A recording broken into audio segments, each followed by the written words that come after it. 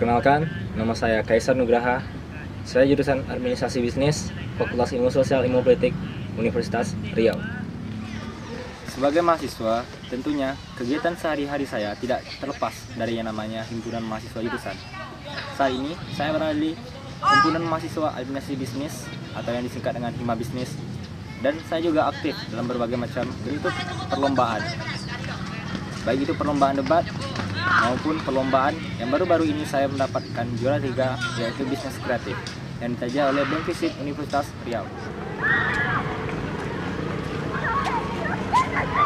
Sebagai manusia, kita memiliki potensi diri kita masing-masing, dan saya mengamini itu bahwasanya kita memiliki kemampuan yang bahkan tidak dimiliki oleh orang lain.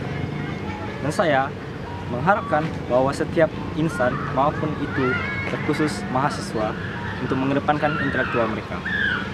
Dan saya, Kaisar Nugraha, saya siap untuk kepemilihan mahasiswa prestasi Fakultas Ilmu Sosial Ilmu Politik Universitas Riau.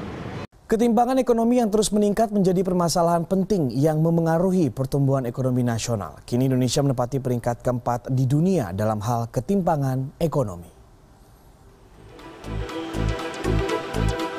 Ketimpangan ekonomi adalah salah satu dari 4 masalah ekonomi nasional yang dikemukakan 100 ekonom yang berdiskusi dengan Presiden Joko Widodo pada Sarasehan yang diselenggarakan Desember 2016 lalu.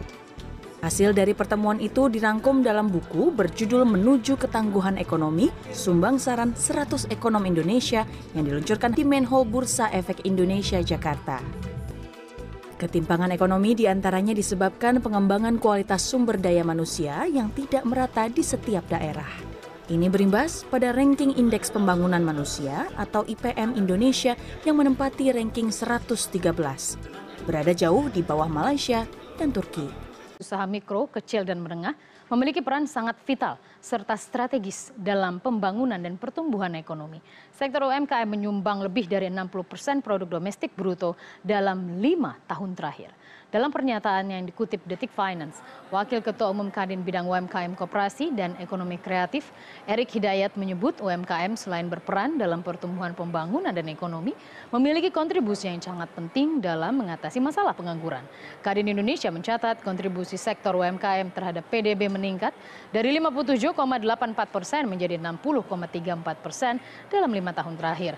Serapan tenaga kerja di sektor ini juga meningkat dari 96,99% menjadi 97,22% pada periode yang sama. Pada tahun 2015, dunia dipimpin oleh PBB mencanangkan yang namanya Sustainable Development Goals atau pembangunan jangka panjang. Pada pembangunan jangka panjang tersebut terdapat 17 poin yang melingkupi 4 aspek kehidupan: sosial, ekonomi, kehidupan, serta kesejahteraan. Nah, dalam 4 aspek sosial tersebut terdapat 17 poin-poin yang dikemukakan untuk setiap negara untuk mengedepankan yang namanya pembangunan jangka panjang.